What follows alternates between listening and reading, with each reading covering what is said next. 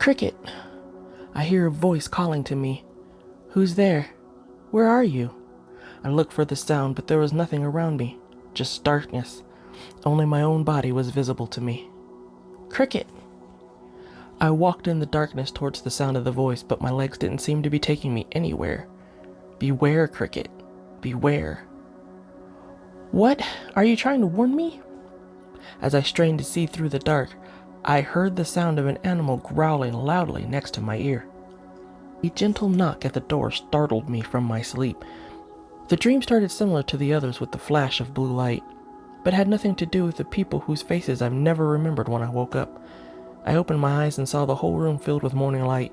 I still felt sleepy and my heart felt a little heavy. I really didn't understand either feeling. Why was I so tired? Why did I feel so heartbroken? I looked around and saw Lawrence standing by my bed. Seeing him next to me sent a strange calm through my body. He looked at me and raised an eyebrow. Oh, right. I have to give the command. I called out, "You may enter." Isan peeked inside the door. Lady Priestess? Please come in, Mr. Tiernan? I wasn't sure if they used Mr. or Miss here, but I took the gamble anyway. Thank you so much for your hospitality. He knelt down and bowed, head to the ground again and arms sprawled out on the floor. I apologize for not being of more assistance to you last night, Lady Priestess. It was hard to understand him with his face buried in the floor. What else could you have done? You're not a juror. It's okay, you did your best. Isan stood with his head still bowed and motioned behind him. May my wife enter? I nodded. Yes, of course. A cute, curvy little lady with curly brown hair opened the door wider so she and the tray she was carrying would fit. I imagined back home they would call her fat and she would stress about losing weight. I thought she was beautiful. I was actually jealous of all her curves, especially her full breasts. I hugged my arms around myself, wishing my own were bigger. I brought you breakfast, Lady Priestess, she said. She had a cute little baby doll-sounding voice. Thanks, I replied.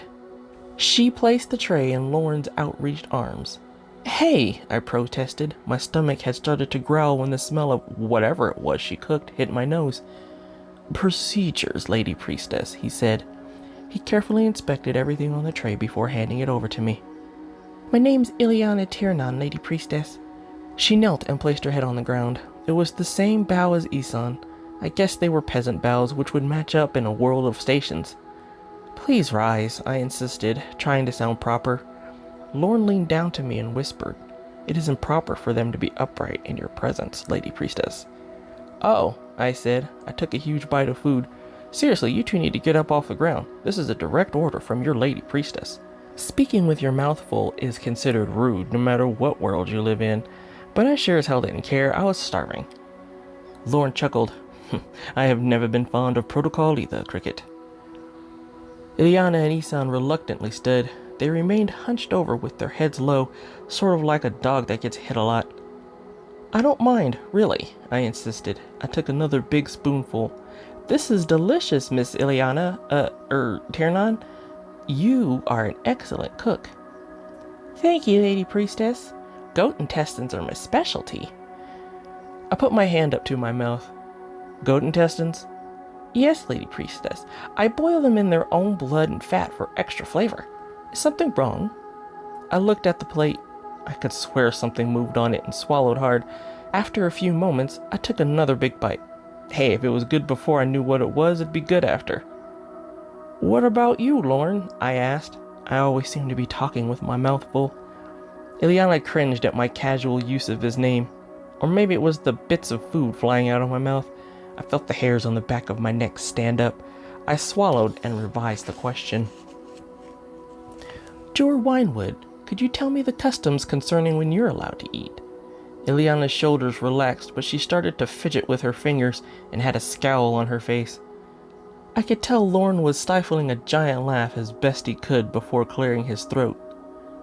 I will eat soon, Lady Priestess, he said, when Jor Lorgan returns. So you can only eat off duty. There must be someone at your side at all times, Lady Priestess. Well, that just brings back the question of why the priestess only has 2 protectors, I mumbled to myself. So why am I allowed to eat in bed? Isn't that some sort of breach in stupid protocol too? Yes, my lady, but current circumstances permit such an infringement. Your body is adjusting to the changes of coming to this world and all that has happened around you. Having you move around too often is not permissible at this stage. Not permit.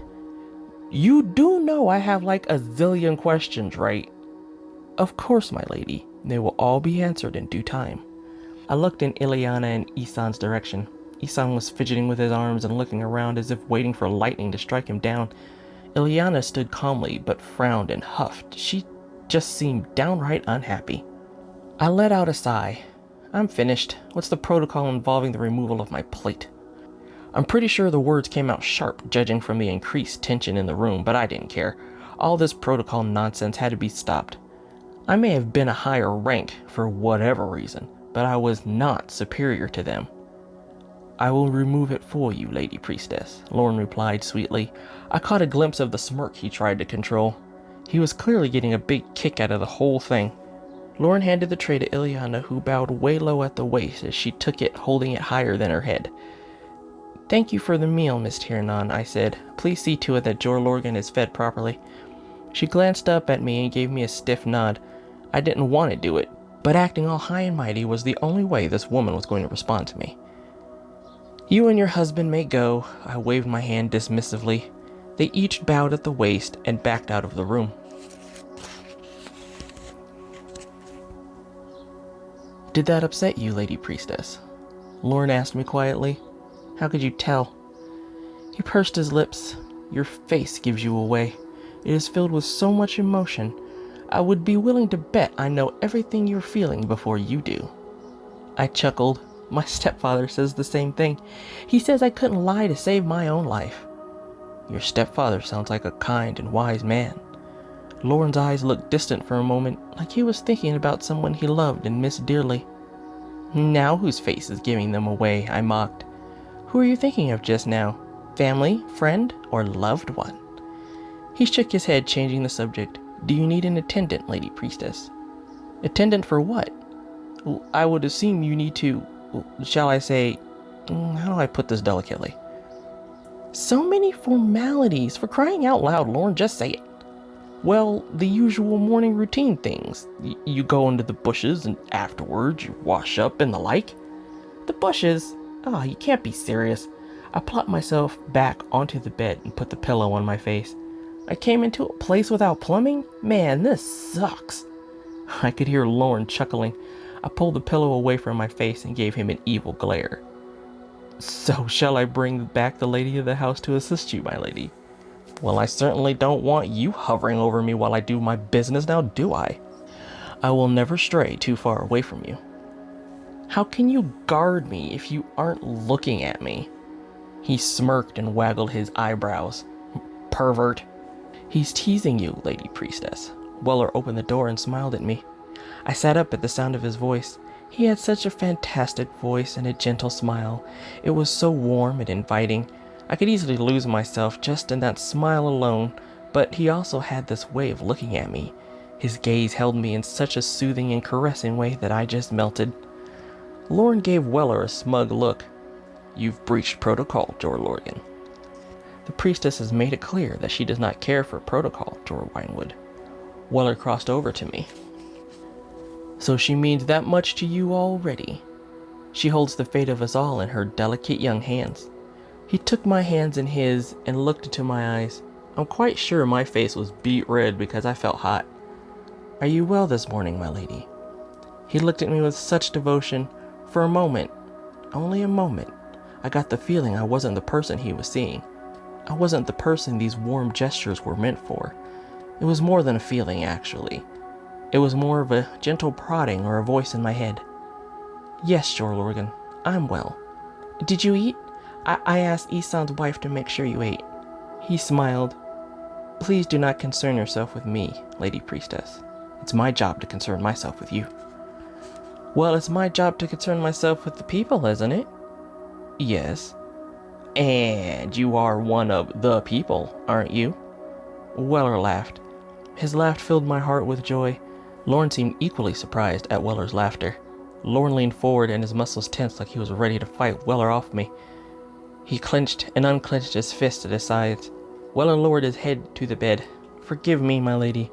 I seem to have lost myself for a moment. It wasn't me he was laughing with. It wasn't just a feeling. I knew it somehow. I saw that distant look in his eyes Lorne seemed to have before. It wasn't me he was looking at. It wasn't me he was protecting." "What was her name?" I asked. Weller's muscles jumped, but he finally saw me and not her. "My Lady Cricket?"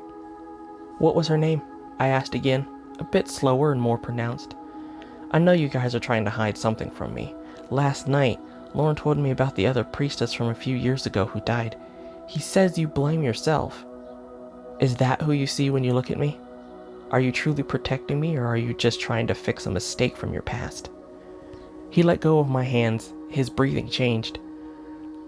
Lorne took a cautious step toward us. "Cricket," he said hesitantly. "Now is not the time to discuss such things. Let me bring back the lady of the house to tend to you. Then we will discuss the things that need to be discussed." It was obviously painful for Weller. He wouldn't even look at me. There were feelings of fear and regret that washed over me, and I'm pretty sure they weren't mine. Either way, I felt really bad for even bringing it up. I placed a gentle hand on Weller's head. "I'm sorry, okay? I didn't mean to be so insensitive. A protocol-crazed maniac like you was bound to be upset if he—" I didn't like where I was going with that sentence. "I'm sure you did your best." I wanted to hug him or something, but I didn't know what that would do to him neither. He took my hand off his head and stood. He looked at me. His eyes remained gentle, but he had distanced himself from me again. "I will not make that mistake again, Lady Priestess." I can hear something like arguing in the distance, only I didn't hear it with my ears. It was more of an experience in my head. Something about Weller needing to leave the room immediately. The event gave me a mild headache. I'm not sure of the look on my face, but I felt hurt. I could actually feel his pain.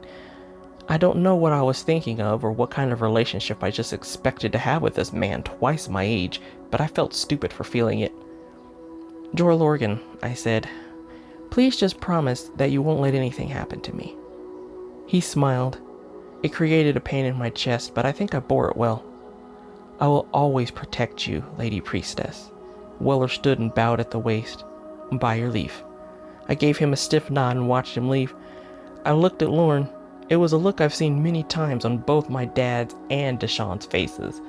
It was a look that made me hear, "Poor sweet girl," in my head. Ileana came in shortly after to attend to my needs. She kept her head lowered with her shoulders hunched over whenever she stood to assist me, and her head to the ground in her peasant pose when I didn't want her help. Lorne stayed near me the entire time. I could feel him smiling and snickering at me. A few times I saw his shoulders shake. He most likely heard me protesting being washed. Ileana could be quite forceful. I thought she was going to drown me. She washed me, dried me, and dressed me in more appropriate attire, as she called it. I guess she didn't like the bangles and fingerless lace gloves any more than my mom. She put me in a blue dress with black borders and white laces in the front. It was a very nice color, but it didn't do anything for my figure. It was made for a larger-breasted woman, like Ileana. I think it was one of her favorite dresses, too, because she had a sad look on her face after she relentlessly laced me into it, forcing it to take my smaller shape. "I'll take good care of it," I told her gently while she caressed the hem between her fingers.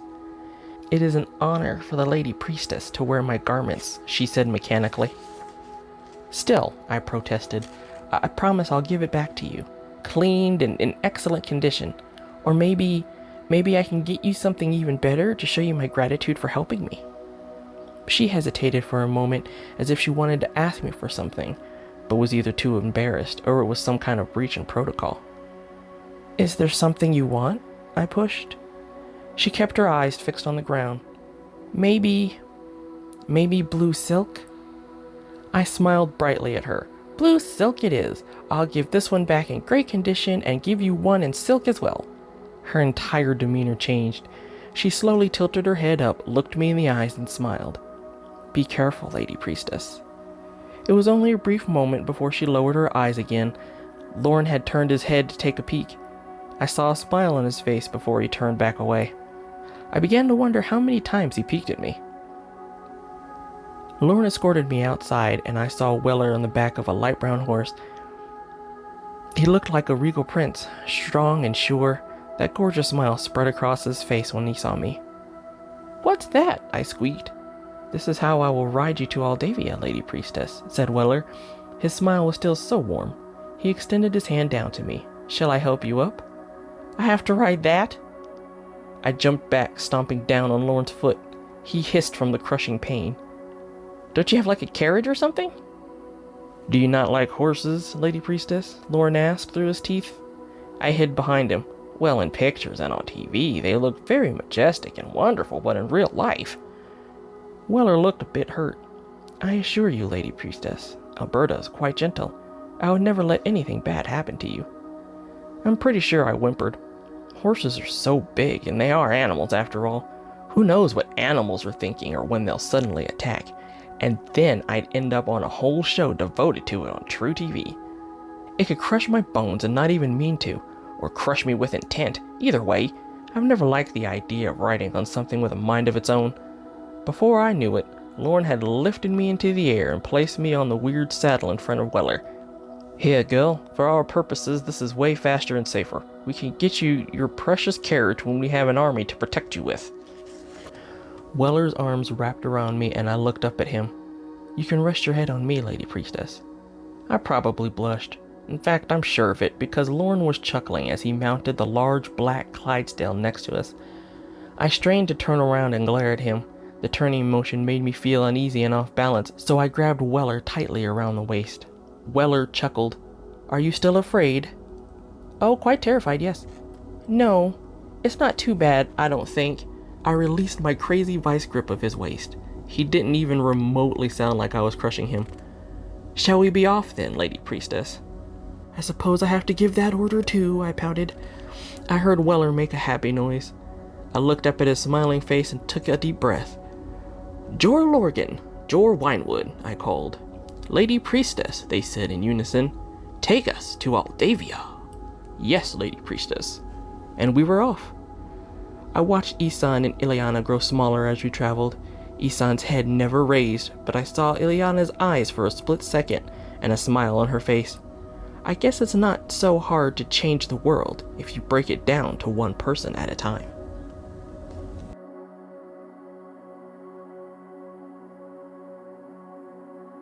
Thank you so much for listening to my story. Please tell me what you think about it in the comments below. And if you like this video, please leave a like on this video. And if you haven't already, subscribe.